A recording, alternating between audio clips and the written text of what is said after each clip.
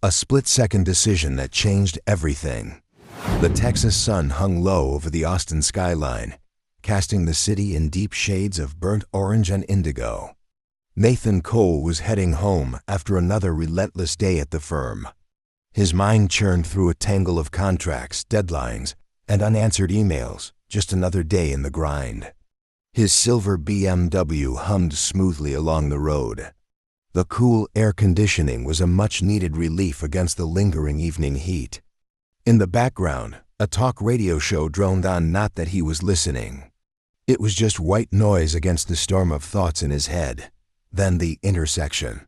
The traffic light flickered yellow. He lifted his foot off the gas, letting the car glide to a controlled stop as the light turned red. And that's when it happened.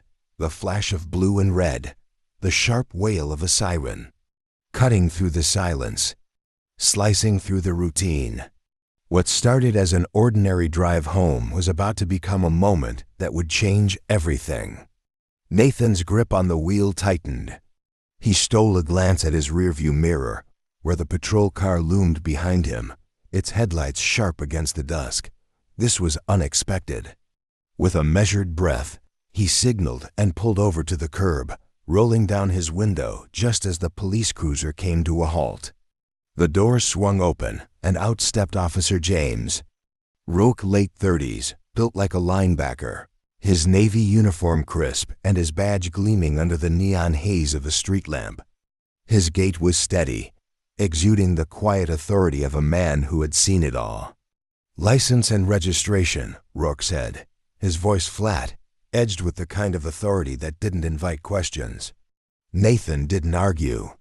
With slow, deliberate movements, he popped open the glove compartment and retrieved the paperwork, handing it over along with his ID. He could feel the officer's gaze boring into him, searching for what, exactly? There was something in the air, an undercurrent of tension neither of them had spoken into existence yet.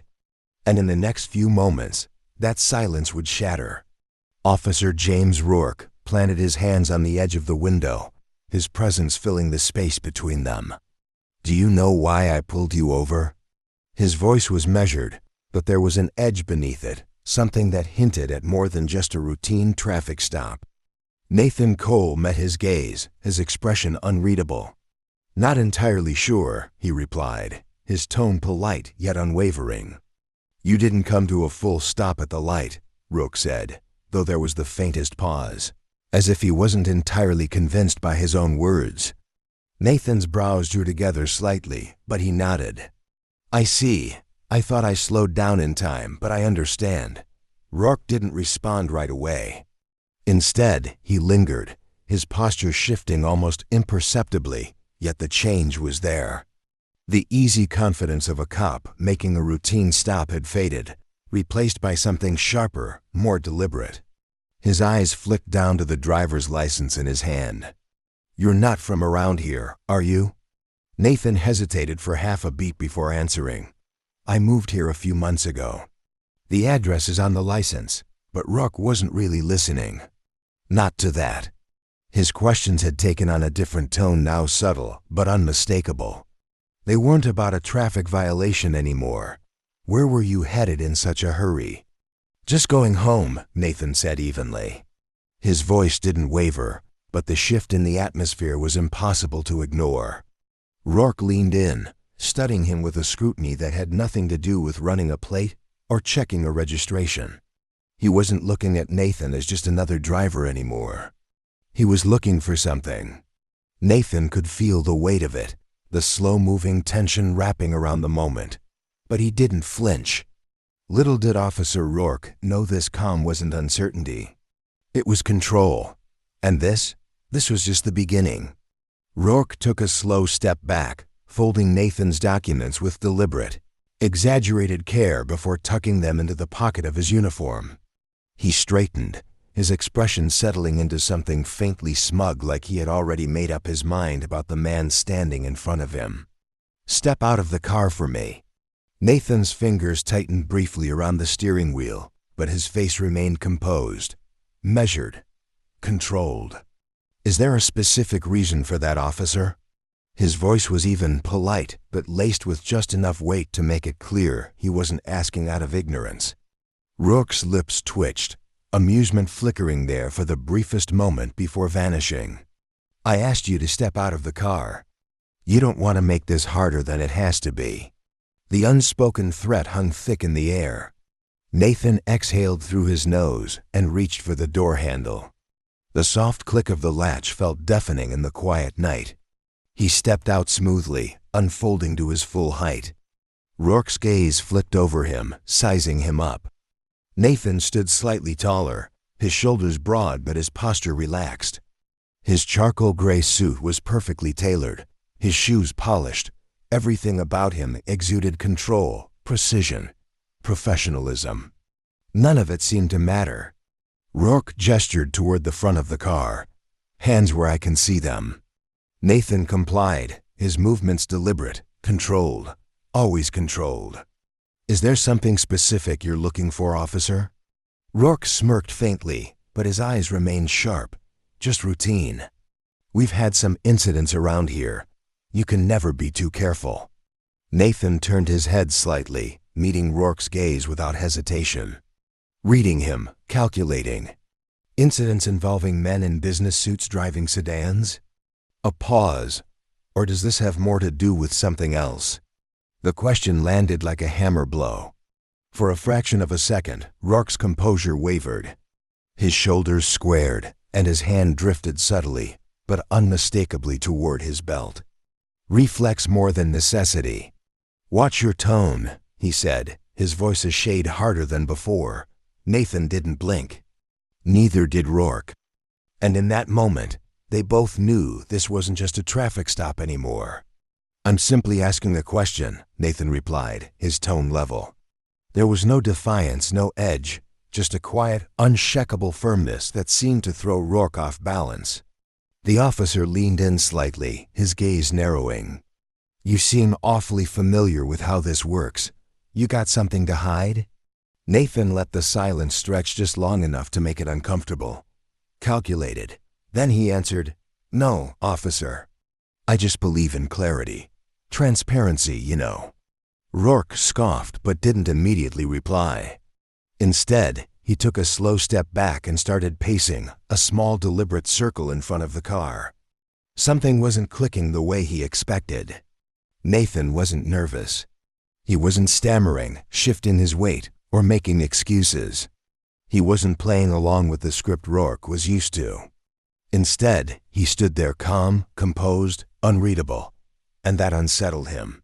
"You seem pretty confident," Rourke muttered, almost as if thinking aloud. "Like you think you know how this is gonna go." Nathan tilted his head slightly, unfazed. "Confidence isn't the issue here, officer. Respect is."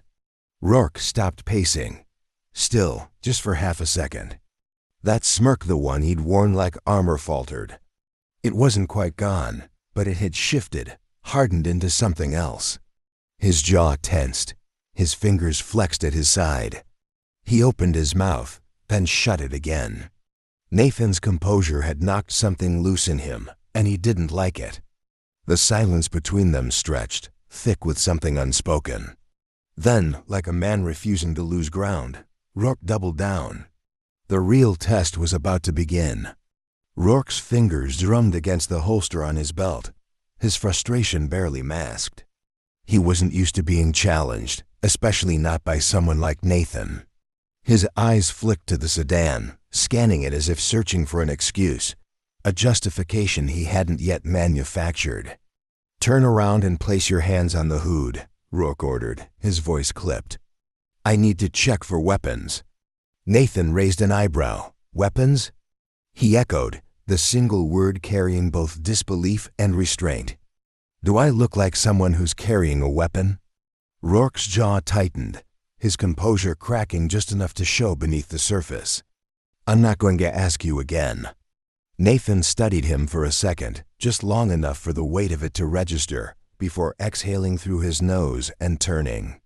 He placed his palms flat against the warm hood of his car, his movements deliberate, controlled.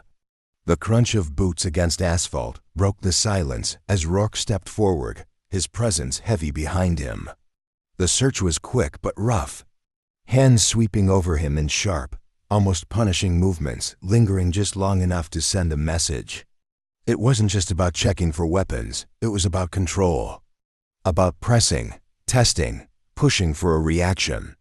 But Nathan didn't flinch, didn't stiffen, didn't give him the satisfaction. "You're clean," Rourke muttered, stepping back. The words came begrudgingly, as though admitting them left a bitter taste in his mouth. Nathan straightened, turning to face him. His expression remained calm, but his eyes, sharp, unyielding. "Of course I am," he said smoothly. A beat of silence. "Now, officer, if you're done." "I'm not done." Rourke snapped, his voice rising just enough to betray him. The words tumbled out too fast, revealing his desperation to stay in control. "You seem to know a lot about what I can and can't do," he pressed, eyes narrowing. "Care to explain why?" Nathan folded his arms, unbothered. Despite the tension crackling in the air, his posture remained relaxed, almost casual. "I've had my fair share of interactions with law enforcement," he said. "Cool, even, measured. Let's just say I've learned a lot over the years." Rourke's jaw ticked. "That so? You a lawyer or something?" Nathan smiled faintly. "Or something." The ambiguity landed like a slow burn, burrowing under Rourke's skin. His irritation sharpened. He stepped closer, too close, his voice dropping to something low and rough. "Listen, you think you're smarter than me? Think you can talk your way out of this?" Nathan didn't move. Didn't blink. Didn't give an inch. "I don't think anything, officer," he said, voice smooth as glass. "I just believe in fairness. And so far, I'm not seeing much of it here." The words hung sharp, deliberate. Rourke took the bait. "Fairness?" he scoffed, his lip curling. "You think fairness is what this is about? People like you always." He stopped. Too late. The words had nearly escaped, lingering like smoke, heavy with implication. Nathan's expression remained unreadable, but his posture shifted, subtle but precise. Enough to let Rourke know he'd caught it. Every last word. "People like me?"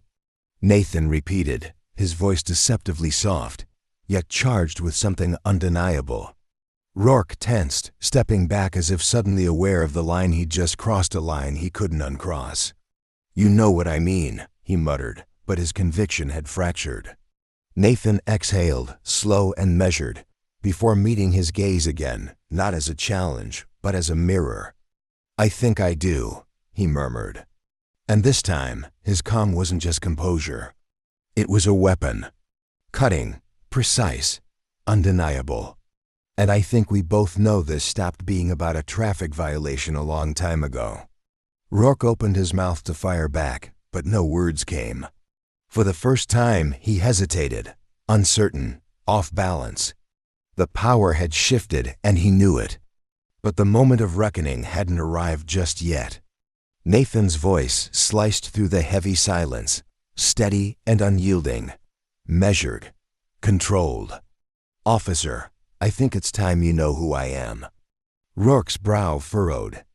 The irritation returned, clawing at his composure. "I don't care who you are," he shot back. But there was a crack in his voice, small, noticeable. Nathan reached into his pocket, slow and deliberate. Calculated. "I'm reaching for my badge," he said evenly. His eyes never left Rourke's, watching as the officer's fingers twitched near his holster. "No need for theatrics. I want you to see it." The words hung there, heavy, unspoken meaning twisting in the air between them. Rourke's eyes tracked Nathan's hand as he pulled out a slim leather wallet and flipped it open.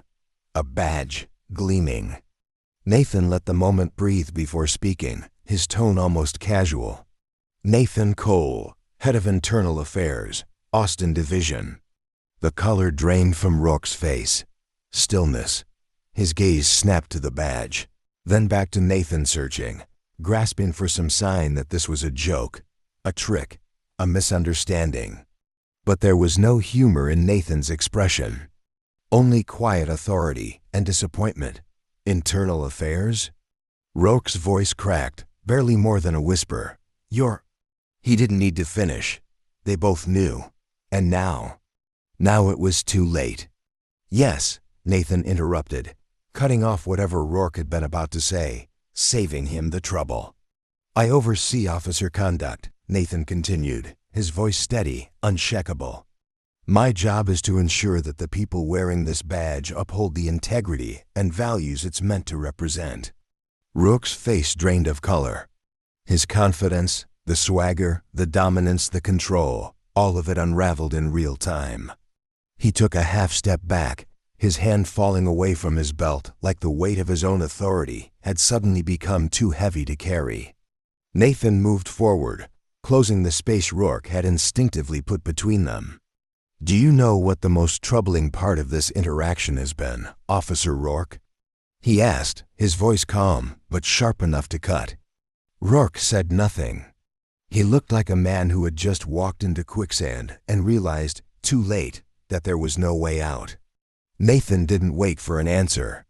It's not the profiling, he said, voice steady, surgical, though that's bad enough. It's not the baseless escalation either. Nathan let the words sink in. He could see it now, Rourke's breathing shallowing, the cracks in his armor widening. It's the fact that you've done all of this without even realizing who you were talking to.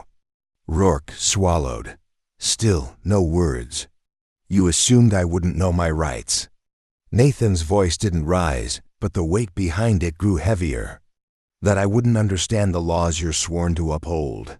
And why? Rourke opened his mouth, but nothing came out.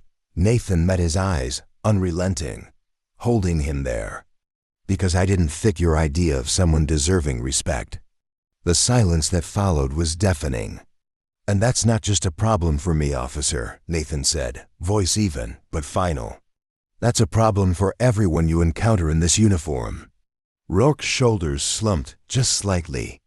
His gaze flicked back to the badge in Nathan's hand, as if hoping, somehow, that if he didn't look too closely, it wouldn't be real. Nathan let the silence stretch for a beat before stepping back, giving Rourke space to breathe, but not to escape. Then, with the same steady authority, he delivered the final blow. Here's what's going to happen. Rourke flinched. You're going to take a step back. You're going to return my documents. And you're going to think very carefully about what you say next. Rourke's lips parted, but he hesitated, caught in the space between defiance and self-preservation. That hesitation cost him. Nathan's voice dropped slightly, his tone quiet but weighted with finality. You're going to hear from me again, not as a driver you stopped on the side of the road, but as the man tasked with deciding whether you're fit to wear that badge. Rourke swallowed hard. The color in his face deepened, not from anger this time, but something closer to realization. To fear. His fingers trembled slightly as he reached into his chest pocket and pulled out Nathan's license and registration. The same hands that had been so firm, so sure just minutes ago, now felt unsteady. Nathan took them without a word, tucking them smoothly into his wallet. Then, he turned toward his car, his hand gripping the door handle. But he didn't leave just yet. He glanced back, meeting Rourke's eyes one last time, pinning him in place. Remember this, Officer Rourke, Nathan said. The badge doesn't make you better than anyone. It makes you accountable to everyone. With that, he slid into the driver's seat, the soft click of the door closing like a final punctuation mark on the moment. The engine rumbled to life, but inside, the silence was absolute. Rourke was left standing there, the last traces of sunlight casting long shadows across his uniform, confidence shaken, future uncertain. But for Nathan, this was far from over. The early morning sun slanted through the blinds, striping the walls of Nathan's office at the Austin Police Department's Internal Affairs Division. A file lay open on his desk. Officer James Rourke. Nathan's fingers drummed against the edge of the folder, his gaze flicking over the contents. Not spotless. Not by a long shot. A pattern of minor complaints, unprofessional conduct, excessive stops, vague misunderstandings that had never been properly investigated, never been addressed. Until now. Nathan leaned back in his chair, steepling his fingers as he let the weight of it all settle. Rourke wasn't an anomaly, he was a symptom. And Nathan wasn't interested in putting a bandage on a bullet wound. The next step. A sharp knock on Nathan's office door pulled him from his thoughts. His assistant, Linda, stepped in, a stack of reports balanced in her arms. "Morning, Mr. Cole. I've got the summary on last month's misconduct cases. Also, Chief Monroe wanted me to remind you about the department review next week." Nathan nodded, taking the files from her. "Thanks, Linda. Can you also schedule a meeting with Chief Monroe for this afternoon? There's something I need to discuss with him." Linda hesitated, picking up on something in his tone. He wasn't just asking. He was setting something in motion. "Of course," she said before slipping out of the room. Nathan turned his attention back to Rourke's file. But his focus wasn't just on him. This was bigger than one officer. Bigger than one bad interaction. This was about the culture that allowed someone like Rourke to feel justified in his actions. And if there was one thing Nathan knew for certain, culture starts at the top. Later that afternoon, Nathan sat across from Chief Monroe in the conference room. Monroe, a seasoned veteran with salt and pepper hair and a reputation for pragmatism, leaned back in his chair, arms crossed. His expression unreadable as he listened to Nathan recount the traffic stop that wasn't just a traffic stop. When Nathan finished, the silence stretched. Monroe rubbed his temples, exhaling slowly.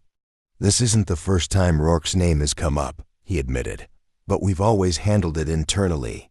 Quietly." Nathan leaned forward, his voice calm but firm. "And that's the problem. Quiet doesn't fix anything. Quiet lets it keep happening." A beat of silence. "It's time to be loud." Monroe's gaze met his. There was weight in it. The kind of weight that came with knowing the truth and knowing what it would cost to act on it. Finally he spoke. "What are you proposing?" "Change starts here." "A department-wide review," Nathan said without hesitation. "Not just of individual officers, but of our training, our protocols, our accountability systems. We can't keep sweeping this under the rug. If we don't hold ourselves to a higher standard, how can we expect the community to trust us?" Chief Monroe exhaled slowly, leaning forward, his hands clasped on the table. "You're going to ruffle some feathers with this." Nathan didn't blink. "Good. It's about time someone did." The fallout. The following weeks were a whirlwind of meetings, interviews, and reports. Nathan worked relentlessly compiling data, speaking with officers, and holding public forums to hear directly from the community. The Rourke incident became a catalyst for change, a turning point that forced the department to confront its flaws head-on. Rourke, for his part, faced an internal hearing. Nathan made no secret of his involvement. He sat across from Rourke during the proceedings, watching as the officers squirmed under the scrutiny. The final decision? Suspension. But Nathan knew the real victory wasn't in punishing Rourke. It was in preventing the next Rourke. Months later, Nathan stood at the podium of a packed community event.